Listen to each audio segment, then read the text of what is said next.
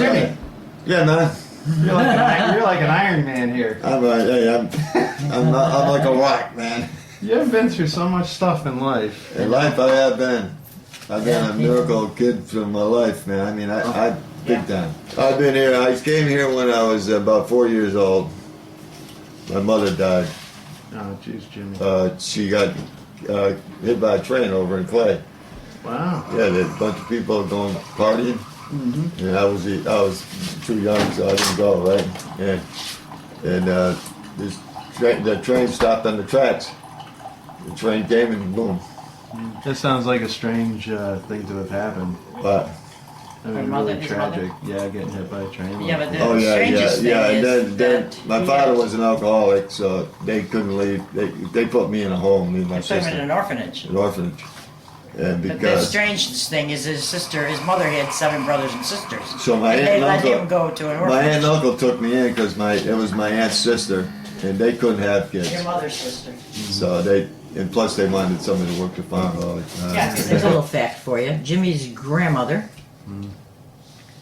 So I ran over by a reindeer. Jimmy's grandmother, Jimmy's mother, and Jimmy's sister were all in their late 30s, like between 34 and 37 when they were killed. Okay? Jimmy's grandmother was run over by a buggy. Yeah. Okay? Jimmy's killed in the grandmother came from the reservation. She was a 100% Mohawk. Yeah. Oh, yeah, so you're Indian. part Indian? Yes. Yeah. So his grandmother was 100% Mohawk Indian, and she married. How are you? She married a French Canadian. Okay, so she married a French Canadian, and after all the kids were born, she finally left the husband and went back to the reservation. Did Grandmother, she really? yeah, she left all the kids, and she was run over by a buckboard. Then Jimmy's mother was run over on the train tracks, My right? sister got killed in the car. And the sister fell My out sister of the got- car. So Got pushed out of the car. Jeez, You know? Anyway, So it's Christine's mother is the last Alice, his sister, and she died when Christine was 12. Christine, our niece, is in yeah, jail. my sister was. She was She 12 died when young, Christine. 34. Christine was 12 when she died. Yeah. Yeah. So it's weird. I mean, it's a whole. Well, His that's mother tragedy, was a then. bootlegger. Yeah. Okay, his Well, mother hey, and sometimes, father, You know, and they were. Where was it? I there's no can't other way to remember. make a living Can't sometimes, remember you know? where they were, but they decided they wanted to get out of it, and the guy who owned it wouldn't let them leave. Oh, really? Okay. not ready for And- him yet. Plus, you were in a war. Yeah, And plus, yeah, I was in Vietnam. yeah, he was in Vietnam.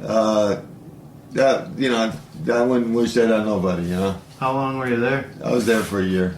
Yeah. I wanted to stay. Explain your I job. wanted to stay long. I wanted to stay longer than they But would let explain me. your job in Nam because it wasn't an easy job. I was a ground pounder. No, Yeah, that's where you did the shooting. yeah. Oh, yeah. So you went into the woods and they turned you loose. But what they did with us, I was with I went into It's airborne, but what was it? no, it was See, this is what happens when you get old. You can't Yeah, no, remember. we had it. I'm trying to put it. So wait a minute, you were enlisted, right? You Well, volunteered? Yeah. When I went, I volunteered. How come? I tell you what, you want to hear a good one? Yeah. I volunteered with, and I was 4F. Which means what? It means you couldn't they have been took drafted. me. You They couldn't have can't been draft you drafted. when you're 4F. And Oh, really? and I said, there ain't nothing wrong with me. And they gave me a complete, physical and did everything. And they said, yeah, you can go. What was your rank? I What was your qualified. not rank? What was your service era? What was your? You were in what division? I was the first Cab Air Mobile. That's it. That's what I wanted to First say. Cab Air Mobile I was. What they do is when we first went over there, right? Yeah. Or not, they put you in a chopper. Oh, yeah? And they fly you out to, Where it's the they- first time that ever happened. And we're out in the woods, right? Now you got trees like these here, right? See those trees over there, those big tall ones? Yeah, good 30-footers. Well, Yeah, they that's the woods, right? That's all jungle. And you So they said, okay, and I'm sitting there hanging off the edge of the thing, waiting for us to land. They said, okay, jump. I said, you said what? What do you say? When you jump? Like, I jumped out of 30 feet down. In the I got a first 100-pound pack on me with my rifle. I said, I'm going to kill myself. I'm going to land on a bush and I'm going to be dead. You know? I mean, you know, just, he said, jump. And I jumped. And I went with the roll, man. Hit the ground like a ton of bricks. What time at night? Or what? This is in the daytime. Was it? Yeah. And you were in the jungle then, though, yeah, right? Yeah, that's where they dropped. That's how they dropped you. Did any guys get hurt jumping like that? No. No. Everybody rolled with it. It's So mostly when guys would jump,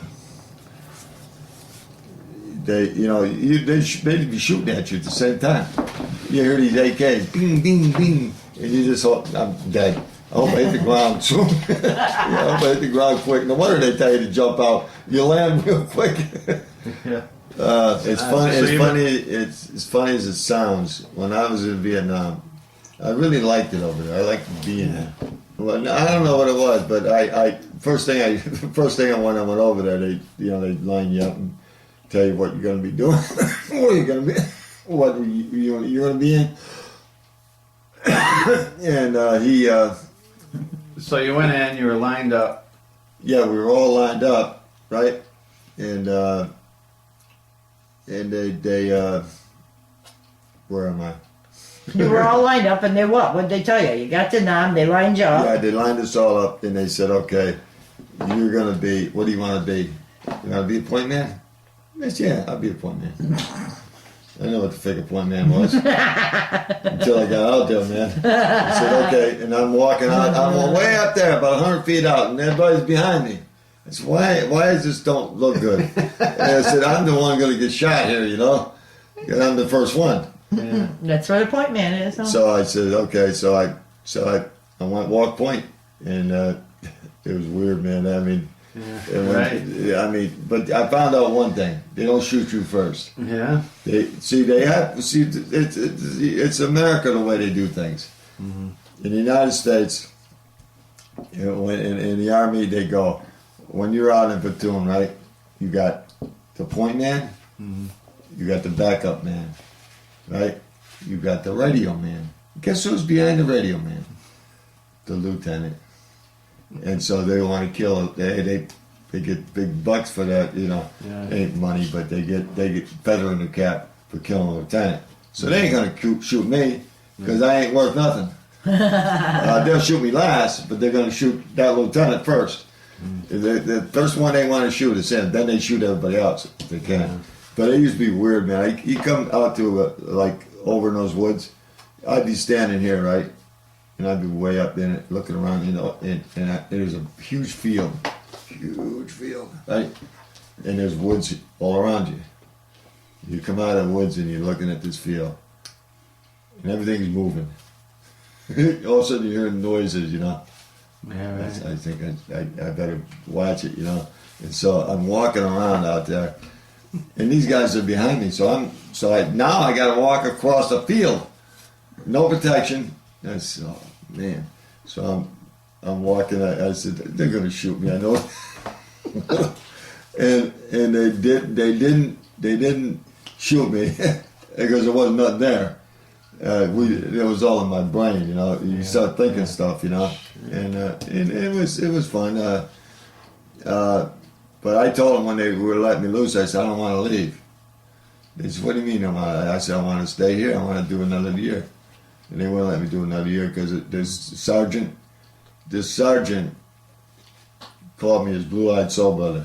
Yeah. Yeah, the sergeant over there. He was a big black guy, and he was a master sergeant. And he goes, he liked me. He thought I was the greatest thing on earth. And he says, so he said, he said, I'm telling you, there ain't no. He says, you ain't gonna stay. I blue-eyed soul brother, you're gonna go home. You ain't staying here. And he wouldn't let me stay. And so they sent me back, and then we had a platoon, right? Yeah. We had a platoon going, and we had a parade, huge parade, man. It was hundreds and hundreds of people in North Carolina, and I swear to God, I mean, I'm out there marching, You know, and we all turn our heads, you know, sideways, and then you stop, right? And there's my first sergeant that I was in with, and he's standing there, and he's standing up on a podium, and he goes, "I want to tell you guys something." He told everybody, the whole place, he had it on speaker, right? He goes, "I would trade any of your men for him, because he's one of the best." And he says, and I would take him. He said, I wouldn't give him to one of you guys. I would keep him. He said, he is one soldier.